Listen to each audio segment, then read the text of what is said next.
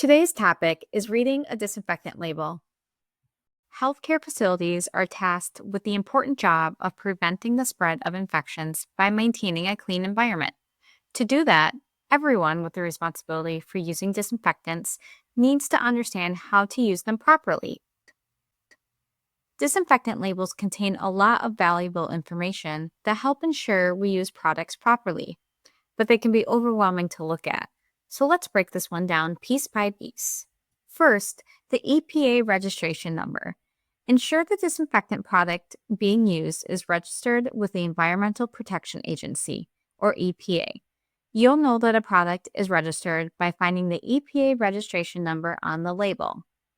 When using disinfectant products, always follow the manufacturer's instructions for use, or IFUs. This includes several elements. First, we'll talk about proper handling.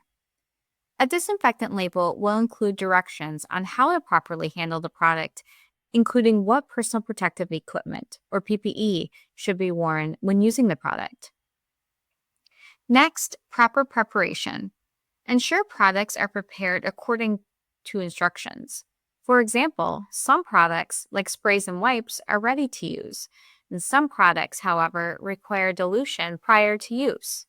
It's important to meticulously follow these instructions for safety and for the assurance that the disinfectant will work as expected. Be sure to check out the targeted pathogen for the disinfectant. Ensure that the germ you are trying to kill is listed in the product's kill claim. The label will also indicate what kind of surfaces the product can be used on.